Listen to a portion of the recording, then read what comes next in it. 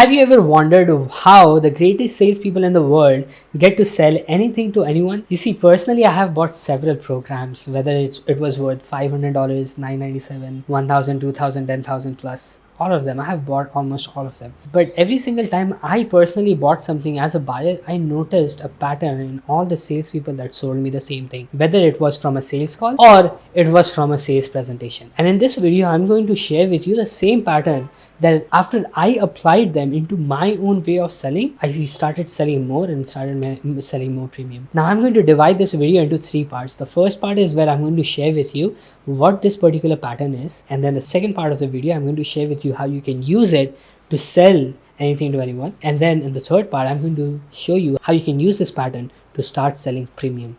Okay, so make sure you watch till the end, because if you miss any part, you're gonna miss the whole point. Okay, so make sure you watch till the end in a sequence. Alright, having said that, let's just jump into it. You see, the pattern that I kept noticing over and over again, and I started applying it after some time, was the pattern of NwUP. Now, what is NwUP? The first step of this pattern is understanding whether it is a need or a want. So whenever I would go on a sales call or a sales presentation, I would literally see, oh my goodness, I want this thing, or I need this particular thing in my business. Now, how does this other person do, ever even does that, right? You see, whenever you're trying to figure out if the other person needs or wants it, you can simply try to understand what is the problem they are trying to solve within their business, because of which they showed up for this call or showed up for this particular presentation, because they are here to solve a particular thing. They're not here to just buy what you have to offer, right? They're here because they have a problem that is aching them so much in the heart that they want it solved right away. But whenever you ask them upfront, they're always going to give you surface level answers. Now, what do I mean by this? Let's just say that you have a make money offer. When you go on a call with them, the first thing you're going to ask them is like, hey, share with me, like, why are we on this call today? What brings you to the call? And they're always going to say like, hey, I just want to make more money. And it's never about the money, trust me. It's about solving a particular problem. So let's just take an example of a mid-sized business, and you are a particular marketing expert, and you know how to market this particular local business and bring more people inside of the store. This person, when it comes to you, he's just going to say to you that, hey, I want more business to come in. But when you really dive in deeper into asking them questions about what is the real problem, why they're not able to get more business, then they're going to let you know that they really have a lead problem. They cannot get more than 100 people inside of their store. So how do you know this? By asking them the right questions. So you really dive in deeper. It's the first step of this pattern, is asking so deep questions that you go so much deeper into the problem that they have, that they give you the real answer of why they are here with you. Let's just take another example, right?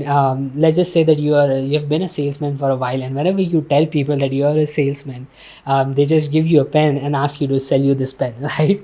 So what do you do taking that pen? You simply ask them, hey, what do you use a pen for? Right? What do you use a pen for? Why do you need a pen in the first place? That is how you figure out, by diving in deeper, that the other person needs it or wants it. Now, what will happen if the other person doesn't need it or want it? You do not sell it to them, right? Why would you sell something to someone that they don't need it? You see, even if you force sell it to them and they just buy it, after some time, they're just going to want a refund from you, right? Never hard sell, or never sell anything that the other person doesn't need or want it. Right? If you figure out in any part of your conversation that this person, what I have to offer, this other person doesn't need it, for this other person, my service, my offer is not going to solve any problem, don't sell it, right? You'll be much more respected this way, right, than being a hard seller. Okay, now you have figured out whether they need it or want it, or what is it exactly that they need or want. Okay, now that you have figured this particular part out, the next thing that you need to do in this particular pattern is figure out the urgency for them to buy this particular thing. Now, what do I mean by urgency? What is the cost of not doing this? What is the cost of not solving this particular problem? This is what I mean by how urgent it is, right? NWU. So we are discussing the part U, right? Urgency, how urgent it is for the other person to get it. Now, let's just take the same example that we took for the mid-sized business that cannot get more than 100 customers into their store. Let's just say out of those 100 customers, around 30 of those customers actually buy something from the business. So they're getting around, and per customer, they're making around 1000 rupees. So they're making around 30,000 rupees for every 100 people coming up to their store every month, right? Now, if this person cannot understand how to grow their business, how to bring more than 100 people into their store, and they keep doing it for long enough, let's just say that you simply ask them that, hey, if we brought around 200 people inside of this particular store rather than 100 people, can you just keep this doing the same percentage of business that you're doing, and you're confident in doing that, right? So the other person definitely would say yes, right? So what you're saying is, if you bring in 200 people, you can get a business out of 60,000 rupees, because you will be able to close around 60 of them, 60 of those 200 people, right? They're gonna say yes. Okay, perfect, that sounds great. So that is the ideal scenario you want to be in.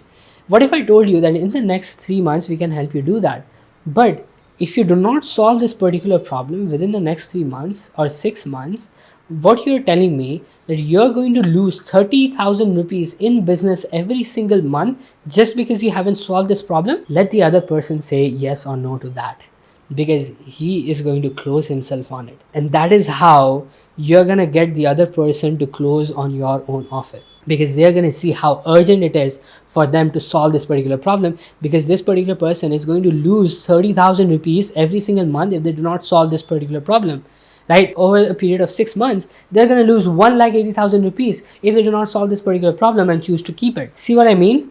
This is how you figure out how urgent it is for the other person to figure it out today itself, right? That is the urgency part. Now you're going to ask me, Maz, my business is not a make money business. How do I associate with a non-make money business? See, every business costs can be associated to money, right? Let me just give you an example of a branding agency.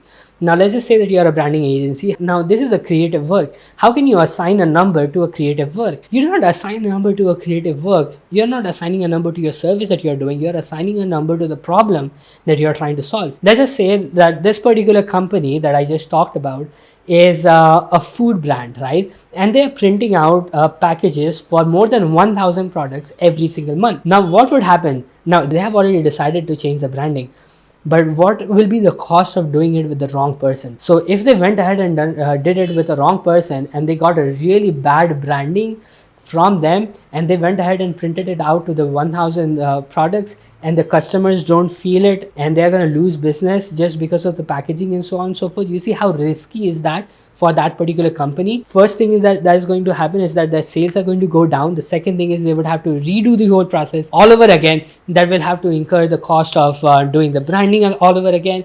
It will increase the cost of packaging all of the products all over again, and so on and so forth. So all of these costs, and on top of that, the headache of going through all of this over and over again with 1%, 2%, 3%. But what if I told you that I can help you do this, and in one go we are going to get there? See, you can always assign a number to any business that you are on. So urgency is for you to figure out what is the cost of not resolving this particular problem right now. Okay, once you have figured that out, that takes us to the third part, which is figuring out the pricing of what we are trying to offer. So there's this saying that goes like, if you can help somebody make or save 100 rupees or 100% of the money, you can charge 10% of that. Whatever you can help them make or save, you're going to help them do that. Just as in case of the lead generation that I told you, you're going to help the other person save 1,80,000 rupees. You can charge 10% off that, or 15% or 20% off that, if you can really help the other person. Now you would be asking me, Maz, then 10% of 1,80,000 is just going to be 18,000 rupees. That's still not a lot of money, right? Exactly. Then you're going to figure out how you can actually start increasing the quality of your service and bring in 300 people rather than 200 people. So you do a better job saving the other person bigger amount of money. You can start charging more for the same amount of work that you do, right? So you better your skills to start getting paid more. So that is how you price your offers. If you can show the other person that when they sign up with you, they're going to get a value of 10 times the value that they are paying for, they're going to say yes to you. Now, what do I mean by value? What is the difference between value and a price?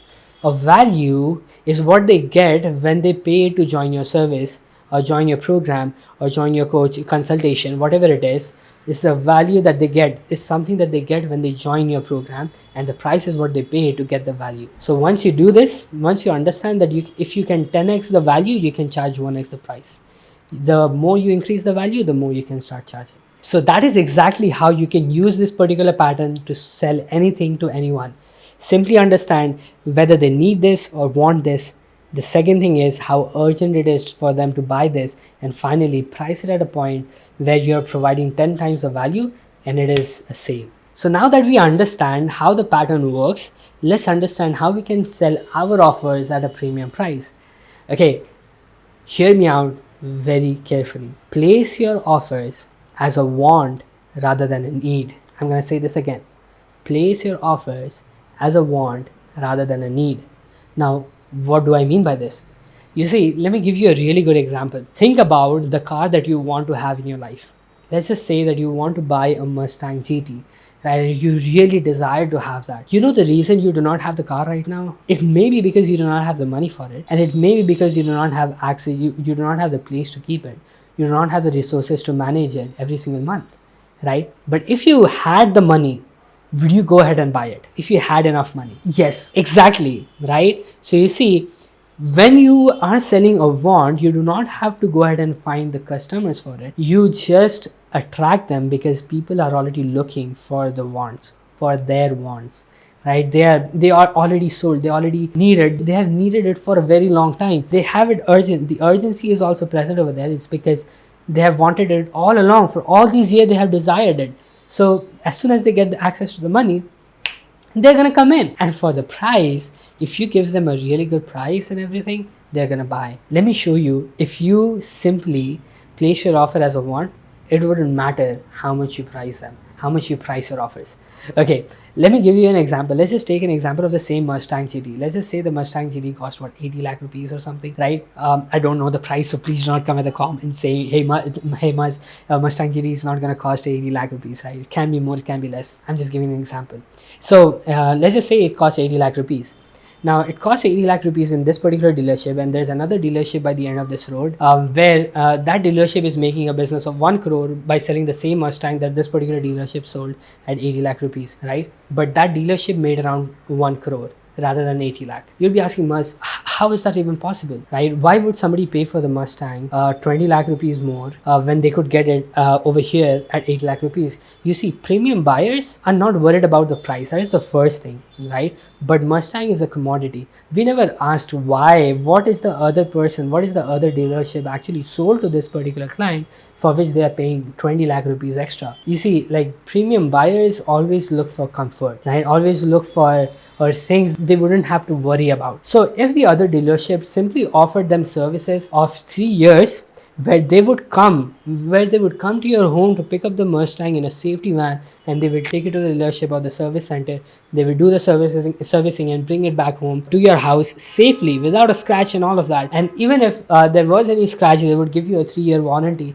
and they're gonna replace any kind of scratches, any kind of paint that was taken off, any kind of damage that was done to the vehicle. They're gonna do it for free, and they charge 20 lakh rupees extra for that for 3 years. Well, sign me up for that deal, right? You see, just because the other person made value go so higher, the premium buyers do not care about how much it costs, right? And if a person is already investing high ticket, a higher price, it's easier for them to buy more from you just because they have bought this from you, right? So just because they're gonna get a really amazing deal, price doesn't matter. So how do you make your own offer a want rather than a need?